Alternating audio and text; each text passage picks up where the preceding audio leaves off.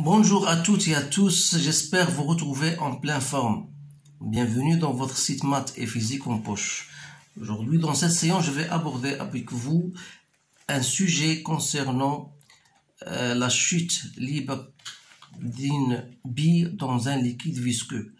Ce sujet-là concerne les étudiants de la deuxième baccalauréat. Voilà, le sujet est devant vous. Vous pouvez stopper la vidéo et lire convenablement le sujet, puis répondre aux questions posées.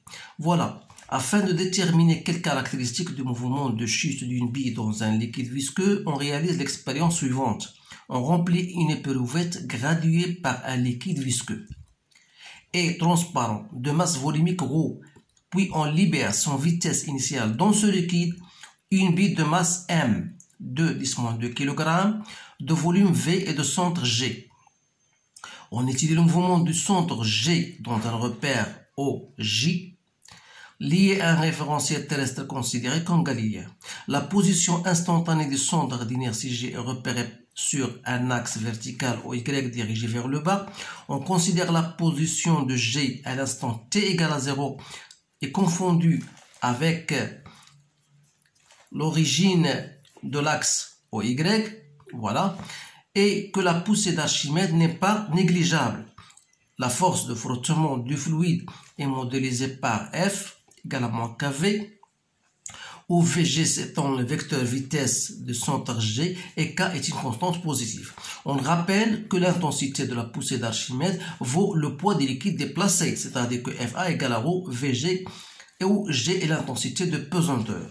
Avec une caméra numérique et un logiciel adapté, on obtient après traitement des données expérimentales la courbe des variations de la vitesse instantanée du centre d'inertie de la bille en fonction du temps. Voilà la figure, je vais vous le montrer.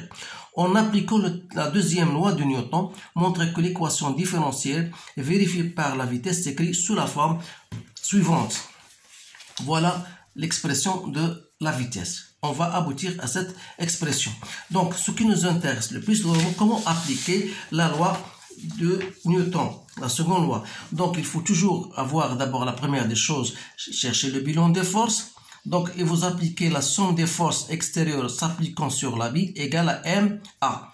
Alors, les forces qu'on a, c'est le poids, la force d'Archimède, bien la poussée d'Archimède plus la force du frottement dû au fluide. Tout ça égale à MA. Donc, puisqu'on a O, Y, voilà OJ, voilà Y, est dirigé vers le bas. On considère que la bille, elle tombe à partir de ce point-là. Donc, il est soumis à son poids, bien sûr, à la poussée d'Archimède et à la force F du fluide. Sont tous de sens contraire à J. Donc le poids, il est de sens direct, donc c'est mg.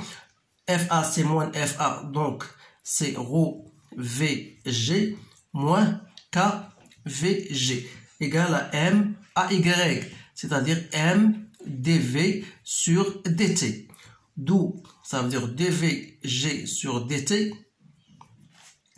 plus K sur M VG égale à G, je mets G en facteur, je divise par M, donc moins ρ V sur M. Donc par analogie, c'est-à-dire, puisqu'on vous demande, voilà, ici, l'expression dVG sur dt plus 1 sur taux VG égale à A. Voilà, on vous donne de montrer l'expression de l'équation différentielle comme étant celle-ci. C'est-à-dire que 1 sur taux, pour nous, c'est quoi? C'est K sur M. Et A n'est autre que G1 moins ρ V sur M. Voilà la réponse à la première question. Maintenant, je vais passer à la seconde question. Voilà.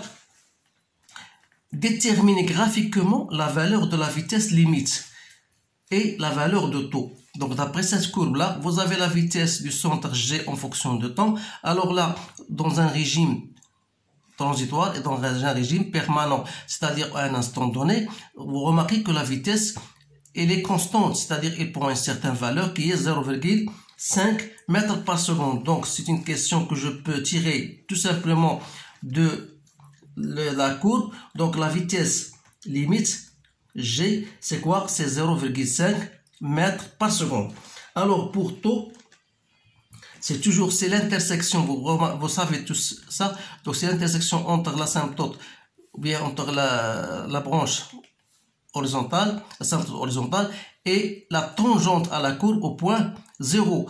Donc cette rencontre-là, en ce point-là, je fais la projection sur l'axe de temps et je vois que ce taux, voilà, compris entre 36 et 72 millisecondes. Donc si deux carreaux vaut 36, ça veut dire qu'un seul carreau vaut 18. Donc 18 plus 36, ça fait 54. C'est bien ça. Donc taux égal à 54 millisecondes. Voilà. Trouvez la valeur de K et celle de A. Donc la valeur de K et celle de A. Donc vous savez tout simplement que à partir de ça, voilà, vous avez 1 sur taux égal à K sur M. C'est-à-dire que K égale à quoi? Égale à M sur taux. Donc il suffit de faire votre application numérique. Donc c'est 0, la masse c'est 0,02. C'est 0,2 kg. Oui, c'est 2 10 moins 2, donc c'est 0,02. Divisé par 54 10 moins 3, je trouve 0,37 kg seconde moins 1, sans oublier bien sûr l'unité. Donc voilà K. Donc il me reste A. Vous savez que d'après notre équation différentielle, voilà, qu'on a déjà écrit, donc à l'instant t égale à 0, c'est-à-dire on aura dv sur dt à l'instant t égale à 0, plus K sur M, la vitesse initiale à t égale à 0, puisqu'il est lancé sans vitesse initiale, ça veut dire que ce terme-là sera égal à 0. Tout ça égale à quoi? Égal à A. Voilà. Donc A, c'est quoi? C'est A, 0.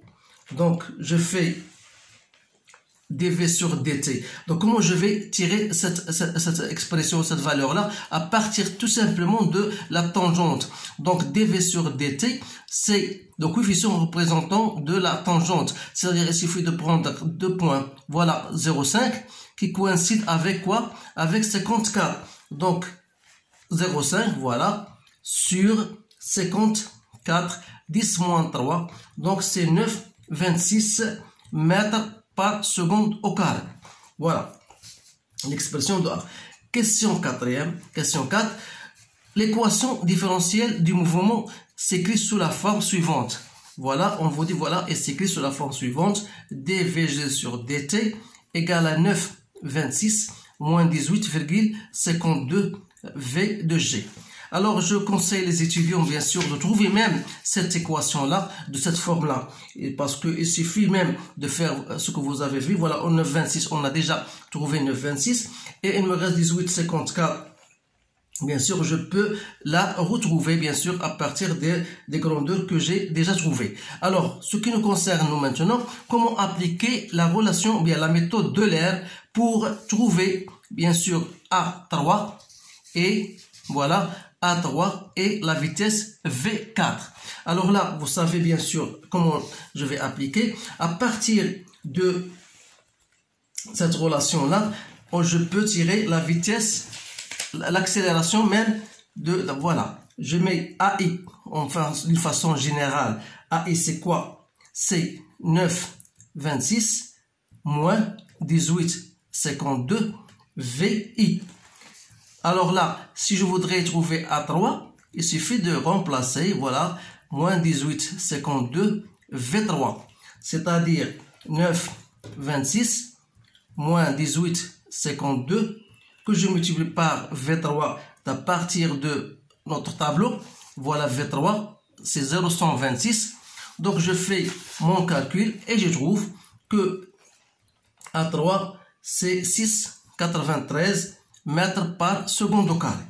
Donc il me reste maintenant de trouver V4.